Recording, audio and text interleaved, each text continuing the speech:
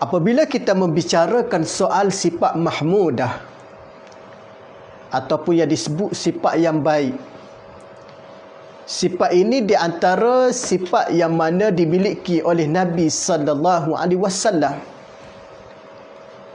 Sifat mahmudah ini sifat yang mana dimiliki oleh Rasulullah sallallahu alaihi wasallam. Kerana Nabi kita, tuan-tuan yang dirahmati oleh Allah, adalah Nabi yang memiliki sifat mahmudah.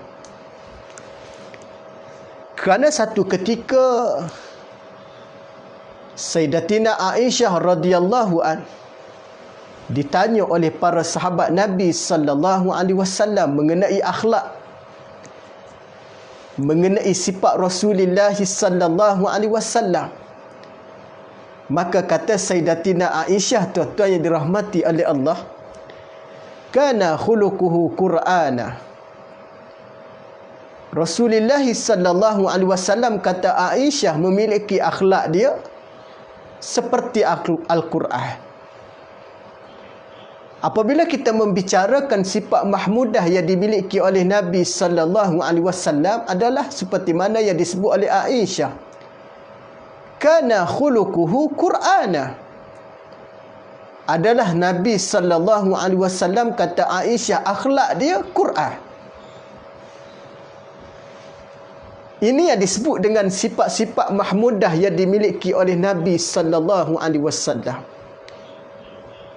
Di sana juga, tuan-tuan, kita kena faham bahawasanya Nabi diutuskan oleh Allah Subhanahu wa taala pun untuk menyempurnakan akhlak. Seperti mana hadis yang selalu kita dengar daripada Imam Bukhari dan Muslim, apa yang disebut oleh Nabi sallallahu alaihi wasallam, innama bu'istu liutammima makarimal akhlak, kata Nabi. Sesungguhnya aku diutuskan oleh Allah ni kepada manusia, ataupun diutus menjadi Nabi dan Rasul, kata Nabi sallallahu alaihi wasallam, untuk menyempurnakan akhlak mulia. Hadis ini daripada Imam Bukhari dan Muslim, hadis yang sahih, bagi menguatkan kita bahawasanya akhlak ataupun sifat mahmudah ini yang dimiliki secara keseluruhan oleh Nabi sallallahu alaihi wasallam itu perlu dicontohi kepada kita umat Nabi sallallahu alaihi wasallam, bagi memastikan supaya kita berada di dalam keadaan yang disebut baik, dalam keadaan yang disebut sempurna, dalam keadaan yang disebut kamil. Nak tak nak, tuan-tuan, kita kena amalkan sifat mahmudah ini yang diajar oleh Nabi sallallahu alaihi wasallam. Sedang para penonton yang dimulia oleh Allah Subhanahu wa taala, diriwayatkan daripada Nabi sallallahu alaihi wasallam, antara hadis yang cukup memberi kekuatan kepada kita mengenai bahawasanya sifat mahmudah ini adalah satu kepentingan, seperti mana yang diriwayat ataupun yang disebut oleh Nabi sallallahu alaihi wasallam, ad-dinu husnul khuluq. Ad-dinu husnul khuluq, kata Nabi sallallahu alaihi wasallam, maksudnya agama itu ialah kemuliaan budi pekerti. Kena faham ad-dinu husnul khuluq, kata Nabi, agama itu kemuliaan budi pekerti. Maknanya apabila kita membicarakan soal agama, maka dia ada kaitan dengan sifat ataupun yang disebut dengan akhlak. Kalau akhlak baik, maka agama baik. Kalau akhlak tu macam samsing, agama tak baik. Yang merosakkan agama kerana akhlak manusia, tuan-tuan. Akhlak manusia yang tidak bertepatan ataupun yang tidak ikut cara Nabi sallallahu alaihi wasallam, maka akhlak tu jadi tak baik. Jadi kita membicarakan di dalam soal bagaimana Nabi menitik beratkan sifat mahmudah. Berdasar daripada ayat ataupun hadis Nabi sallallahu alaihi wasallam yang kita dengar bagaimana Nabi ini menitik beratkan dalam soal supaya umat dia mengamalkan sifat-sifat mahmudah di dalam kehidupan. Itu daripada firman Allah Subhanahu wa taala. Dalam keadaan bagaimana kita kena memahami Allah Subhanahu wa taala ada sebut di dalam Al-Quran. Antara ayat yang Allah Taala sebut, laisal birra an tuwallu wujuhakum kibalal masyriqi wal maghrib walakinnal birra man amana billahi wal yaumil akhir wal malaikati wal kitabi wan nabiyyin wa atal mala ala hubbihi zawil qurba wal yatama wal masakin wa ibnas sabili was sailina wa fir riqab wa aqamas salata wa ataz zakata wal mufuna bi ahdihim iza ahadu was-sabirina fil ba'sa'i wad-dharra'i wa hinal ba's ulaika allazina sadaqu wa ulaika humul muttaqun. Sadaqallahul azim. Suratul Baqarah ayat 177. Maknanya laisal birra an tuwallu wujuhakum kibalal masyriq wal maghrib. Bukanlah menghadapkan wajahmu ke arah timur dan barat itu suatu kebaktian. Akan tetapi sesungguhnya kebaktian itu ialah kebaktian orang-orang yang beriman kepada Allah dengan hari kiamat. Jangan kita mengingat kita menghadap ke arah masyriq wal maghrib, ke arah timur dan barat dan sebagainya, itu kita menganggap satu kebaktian yang besar. Akan tetapi Allah Subhanahu wa taala menyebut walakinnal birra man amana billahi wal yaumil akhir. Akan tetapi kebaktian yang benar-benar adalah mereka yang melakukan kebaikan. Mereka yang melakukan kebaikan walakinnal birra man amana billah. Beriman kepada Allah dengan beriman dengan hari akhirat. Wal malaikati wal kitabi wan nabiyyin. Nampak tuan-tuan?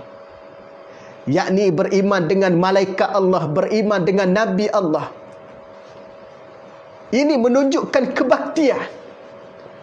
Bukan semata-mata kebaktian kita dengan keadaan kita menghadap masyriq wal maghrib, utara, timur dan barat. Bukan semata itu. Akan tetapi yang Allah Ta'ala sebut walakinnal birra man amana billahi wal yaumil akhir wal malaikati wal kitabi wan nabiyyin, yakni mereka beriman pada Allah dengan hari akhirat dan mereka beriman dengan para malaikat Allah. Kerana para malaikat Allah ini wajib kita beriman dan percaya, wajib kita imani dengan malaikat Allah Subhanahu wa taala kerana ia di antara rukun iman.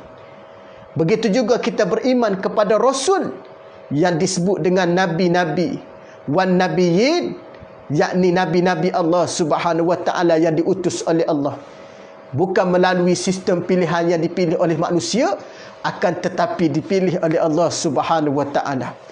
Kerana kalau dipilih oleh manusia ni tuan-tuan tidak kekal lama, dia berbentuk sementara. Seumpama pembentukan kerajaan dunia, membentukkan menteri dan sebagainya, dipilih oleh rakyat, dipilih oleh manusia, tidak lama tuan-tuan. Bila-bila masa dia akan boleh jatuh, bila-bila masa dia akan boleh hancur, kerana dipilih oleh manusia. Inilah realiti hakikat. Itu apabila manusia memahami segala ini ketentuan Allah, segala ini adalah janji Allah, segala ini adalah kepastian, mereka apabila diberi oleh Allah Subhanahu wa taala segala bentuk nikmat tersebut, sebentuk amanah tersebut, mereka akan memastikan melaksanakan sebaik mungkin. Kerana ini amanah daripada Allah. Kerana ini adalah di antara yang disebut dengan anugerah Allah Subhanahu wa taala. Masa diberi jawatan, mereka tidak akan menjadikan jawatan itu sebagai sumber atau sebagai satu platform untuk mereka meletakkan kekayaan semata-mata. Bukan bermakna mendapat jawatan itu untuk mereka menindas sehebat-hebatnya. Bukan bermakna dapat jawatan itu mereka untuk menundukkan keangkuhan ataupun mereka nak merasakan diri mereka ni hebat. Akan tetapi mereka kena ingat, ini adalah di antara anugerah Allah yang mana bila-bila masa Allah Ta'ala boleh ambil. Itu kita kena yakin dan percaya. Hari ini kita berada di bawah, kemungkinan pada hari esok kita boleh berada di atas. Yang berada di atas hari ini belum tentu esok hari berada di atas. Kerana inilah realiti dunia, realiti yang kita sebut sebagai ujian, mihnah serta fitnah dunia, yang perlu kita faham lebih kepada sebagai satu amanah daripada Allah Subhanahu wa taala. Dan Allah Subhanahu wa taala sebut wan nabiyyin wa atal mala ala hubbih, dan mereka menjadikan nabi-nabi, yang disebut juga mereka menyertai kepada kerabat, mereka juga menyertai kepada anak-anak yatim, fakir miskin dan musafir yang memerlukan pertolongan. Mereka ini yang mana dikatakan mereka yang mana ada ataupun yang disebut kebaktian mereka kepada Nabi, kepada agama, kepada Allah, dan mereka menjadikan anak yatim ini, fakir miskin ini di antara mereka yang yang mereka suka. Mereka menjadikan anak yatim, fakir miskin ataupun orang-orang susah ini yang disebut, yang dicintai dalam diri dia. Ini di antara kebaktian. Dan mereka menjadikan orang musafir yang dalam keadaan kesusahan mereka bantu. Dan mereka ini juga yang disebut wa aqamas salah, mendirikan sembahyang. Ini sifat mahmudah. Wa aqamas salah wa ataz zakah, mereka menunaikan zakat, mendirikan sembahyang dan menunaikan zakat. Dua ayat ini menjadi kefahaman kepada kita yang perlu kita faham. Mendirikan sembahyang mesti Allah Subhanahu wa taala menyebut dengan menunaikan zakat. Kerana dua elemen ini yang perlu difahami, satu kepentingan yang perlu kita faham, yakni menjadi satu kewajipan, kefarduan kepada manusia untuk, ataupun yang menunjukkan sifat mahmudah dimiliki dalam diri dia, mendirikan solat, yakni menunaikan zakat. Tuan-tuan muslimin yang dirahmati oleh Allah Subhanahu wa taala. Dan mereka menunaikan zakat dan menepati janji. Ia berjanji dengan orang dalam keadaan dia tidak ada ingkar pada janji. Dan mereka juga dalam keadaan wasabirina fil ba'sa'i wad-dharra'i wa hinal ba's. Dan mereka ini juga di antara orang-orang yang sabar dalam kesempitan. Wasabirina fil ba'sa'i wad-dharra. Waktu kesempitan, waktu susah, waktu senang, waktu apa pun tuan-tuan, orang yang mempunyai sifat mahmudah, dia akan sabar. Berlainan pula dengan sifat mazmumah, dia akan tidak boleh sabar, dia akan memberontak, dia akan meronta, dia akan menyalahkan orang, dia akan menudih orang lain, dia akan cari silap orang, dia melihat kesilapan orang, dia mengata orang. Ini sifat-sifat mazmumah yang tidak diajar oleh Nabi sallallahu alaihi wasallam, bahkan yang dihina oleh Allah, bahkan yang dilaknat oleh Allah Subhanahu wa taala apabila di kalangan manusia mengamalkan sifat mazmumah yang sudah pasti yang tidak disukai oleh Allah Subhanahu wa taala. Ulaika humul muttaqun, kata Allah Subhanahu wa taala, dan mereka itulah orang-orang yang bertakwa, orang-orang yakin dengan Allah. Mereka ini akan diberi keselamatan oleh Allah Subhanahu wa taala.